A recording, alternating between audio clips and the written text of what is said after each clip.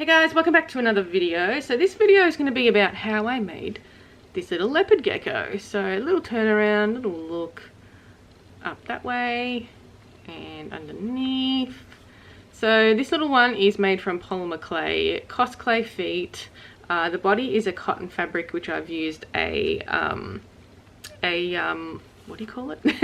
An acrylic medium to create all the little scale work, and then the underbelly also has the scale work, but I have sanded it down so it's nice and smooth, so you can see there's no like bumping as opposed to the top here, but it feels really nice. And then it is hand painted, so nice little leopard gecko. I decided to go for like the traditional leopard spots. The nails are like a little latex as well, so they're nice and not fragile, so you can pose it and the nails aren't going to break. But yeah, so he's available in my shop at creaturesandthat.com, and also payment plans are welcome. Just shoot me a message. He has a ball and socket armature inside as well, so he's a little bit poseable, but you know, it's a small doll, so there's not much you can pose really, but it is there. And yeah, so if you want to buy him, head to my shop, creaturesandthat.com. Send me a message if you want to know about the payment plans. But if you want to know how I made him, then keep watching. Alright, so we're starting off with a custom made pair of glass eyes. So this is something that I printed out on my printer, and I sort of custom colored the eyes to match a leopard gecko eyes. I've added a little bit of silver just to get that shimmery look to it, but other than that, it's all pretty much handmade. And then I can go ahead and stick on the glass cabochons that I'm using for the eyes. Once that's drying, I can start moving on to sculpting the head. So the middle of the head, I use an aluminium foil core, and this basically acts as like a skull, something to build on. And then I'm using the Sculpey Original, which is a softer sort of Sculpey, which I like to use softer clays anyway, so I like to go with the Sculpey Original. And then I'm going to be sort of shaping it over the top of that aluminium foil. And once I've got a basic shape of the head, I can start working on the eye placement. So I've poked out little two balls, like little wells where I want the eyeballs to go. Then I'm going to grab a little piece of clay and start building up that eye socket area and somewhere to place the cabochons on. The cabochons I use are flat back as well, so you need to use a little bit of clay to prop up the eyes and then sort of start playing around and positioning them into a symmetrical shape. Once I'm happy with the way that is sitting, I can roll out a wormy piece of clay, and this will be for the eyelids. And I like to start with the lower section to begin with and then work on the top section. So just placing that little worm piece of clay over the top, and then I will place it over the other side as well. Then I can play around with the positioning of the eyes and the look that I want in the eyes as well. Just by sort of moving the top of the eyelids around, you can create a slightly different look. Then I go in with my silicone tool to start blending everything out and smoothing out all the edges, creating those little lines inside the head. Once I finish that, I can start building up that snout area a little bit. I add a little bits of clay to slightly build up small sections. Now I've mapped out where I want the mouth to be and also poke some little holes in for the nostrils, and I can start adding some little textures. So the head is going to be painted for this one because it is a lizard. You can't obviously add fur to it. So the logical thing is to add the texture and paint it. So it's going to be a little bit time consuming to do all the scales. So I'm just doing the scales around the mouth to begin with, and then I can work my way to the rest of the head. Now I'm going to be doing the painstaking task of doing the scales individually, so I'm rolling out two tiny little balls of clay, which will be for some of the scales around the mouth and on the neck. So I basically pick up the scales one at a time and place it around the mouth. I think this will get the best look for the scales around the mouth area, so I pick them all up one by one and stick them on and shape them into the right shape. And also smoothing it out with my silicone tool. This silicone tool has a really fine tip. I have other sizes, but this one I use the most. So I'm going to do a little bit of a different technique with this scale as well. So I'm going to grab myself a thin piece of plastic. There's a good happy medium thickness with the plastic. So Glad wrap is a little bit too thin. If you fold it over on itself, it's a little bit better.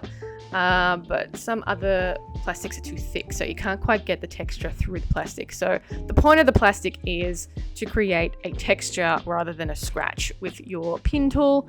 And that's just an easy way to create softer sort of textures as well. And it stops you from digging into the clay. Alright, so once all that sculpting is done, I can move on to the feet. For the feet, I'm using a different clay called Cos Clay, and I'm using it in a beige color. I personally like the softer Cos Clays. You can get soft, medium, or hard. I like the softer ones. And once that all has been baked, I can start painting these pieces. So I've attached the ball and socket armature to it. I'm using a 3/8 scale ball and socket armature. This is my smallest size. It is a small doll, roughly the same size as a real Leopard Gecko. But I'm painting up all these pieces. I'm doing a base coat of white first with some water-based acrylic paint. I like to use the brands Chrome Acryl and also Deruvigan Matisse. I think they're really nice paints. Then while that white paint is still wet, I'm going to go in with a little bit of yellow just to add some yellow colouring to this. And by adding it to the wet white paint, it sort of mixes up into like a pastel yellow colour. So it's a really nice colour. So after I've smooshed in that yellow colour onto the head, I can start painting up the feet. Now I want a really thin layer of the white on this because I did want that beige pinky colour to show through. So I'm just adding a really thin light coat of that white paint onto the feet.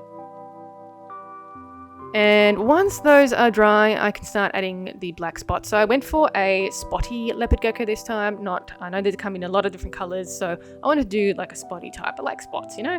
So I went in with some black acrylic paint and just went in and just added the black spots to wherever I thought looked good. I do have reference images on my computer, so I can sort of follow some rough pattern, but essentially I'm just going to go with the flow with this one.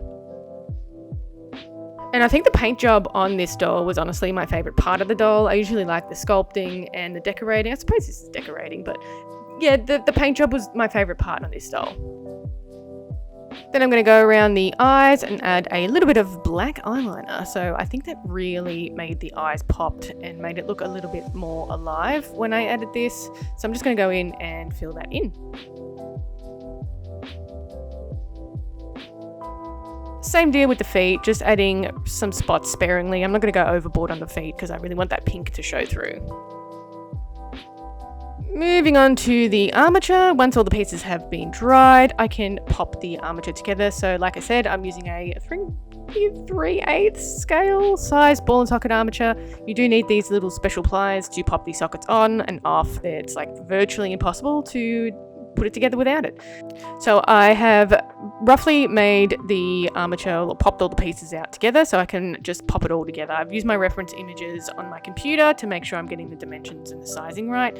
I do change things quite a lot once I've put the doll together and I start, adding the polyfill and sewing the fabric on. Sometimes I need to change the length of things, so that's what makes these ball and socket armatures really, really good to work with.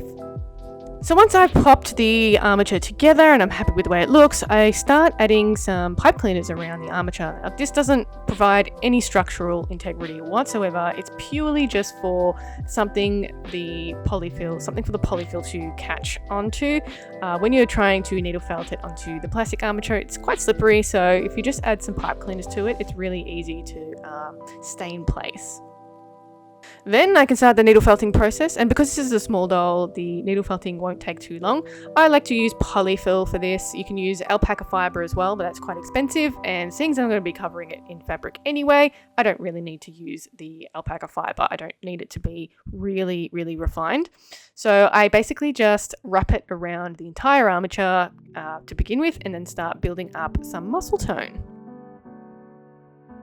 Now, because the legs are quite small, it is a really, really small doll, I'm just doing a really thin layer of polyfill on the legs just to cover the roundness of the armature and just sort of fill out those little gaps. Then once I'm happy with the way the needle felting is looking, I'm going to start working on the skin. So for the skin, I am using a cotton fabric that I will sort of make little scales with a little concoction that I'll get into a little further down the video. But I basically start off with the torso piece. So I'm cutting out a rough shape. I'm going to pin it together and trim off any excess fabric. And I'm going to cut out little slits for where I want the legs to go and then pin that together. I cut a little bit of a Y shape so it gives a little bit of tension release on that joint area. Then I sew it up using some Gutermann thread, so it's a really good quality thread, and a ladder stitch. And I've tried to hide the seam line really well on this doll. With flat fabrics like this, you need to have the stitches really, really tiny, and that way it hides the seam line a little bit better than larger stitches. So if you go for a larger stitch, it sort of puckers the fabric a little bit, so you need to go for the really tiny stitch, which obviously takes longer. When you're sewing fur, you can do bigger stitches because it's quite thick and it doesn't really pucker the fabric as much. Once the torso piece is all sewn together, I can start pinning the leg pieces on. So same deal, cutting a piece of fabric roughly the same size and trimming the excess off. I do it for all 4 sides to begin with, and then I sew it all together, moving on to the neck and the tail area after that. And again, sewing it up with a ladder stitch. These ones were quite tricky to sew up because it's such a tiny little legs, so it takes a little bit longer, but because it is a small doll, it probably actually takes the same time as a larger doll. It's just a little bit more fiddly because of the sizing of it. Now for the gluing process, I still use my tacky fabric glue that I use for all of my dolls, but the difference is I am using a pair of tweezers just to pull the fabric away from the sculpted piece so I can get some glue in there. I'm also adding it to my little needle tool so I can feed it in between because I don't want too much glue on the head. I don't want it to leak out and sort of ruin the paint job that I did. Same deal with the legs. Again, I'm not too fussed about this one because I am going to be painting over that and adding the little scales as well, so I can sort of cover it and paint over it again.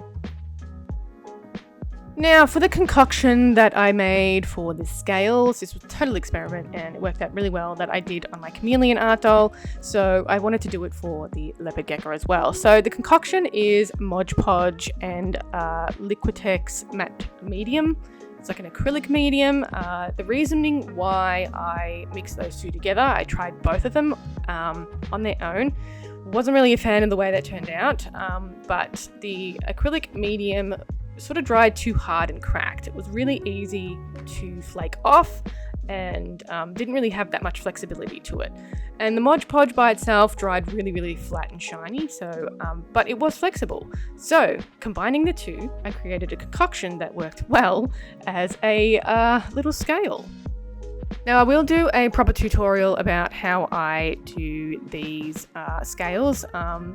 I'm not sure when, I'll get to it eventually, but I will do a proper tutorial. But basically I've got this really cool little syringe with a hook tip, and the tip is really quite small as well. So it works really well for adding small little dots. You're able to control it really well as well. And because it's a syringe, you can fill it all the way up and sort of press it all the way down to the end. So it's really handy for the syringe. I don't know where I found these, but I've had them for years and they work really well for this process.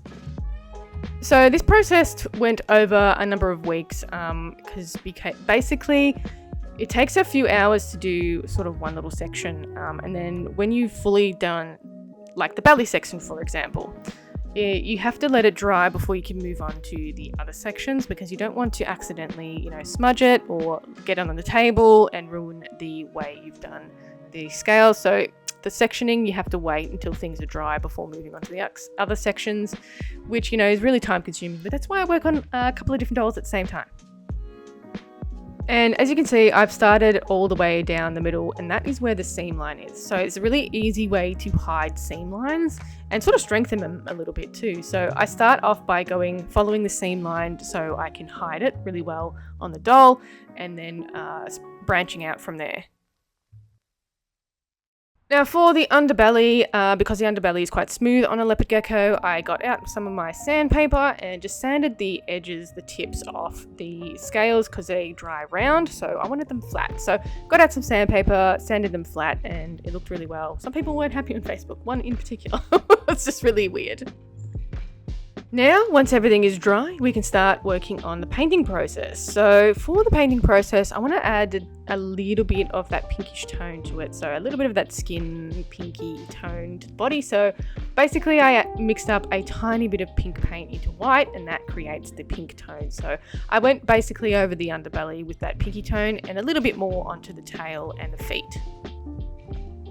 Then I went in with a layer of white over the top and adding in a tiny little bit of yellow over the top as well. Basically the same method that I did on the head, I'm doing for the body as well, and trying to blend it in and sort of colour match to my reference images. And slowly starting to build up that yellow colour as well by adding, like, it's a little bit of a dry brush technique, I'd say, just sort of trying to mix it into that white paint that was on there. And once that is dry, I can start adding those little black spots to the rest of the body. So same deal as the head, it's exactly the same method, just going in and adding any black spots that I think look good and, you know, match the rest of the doll.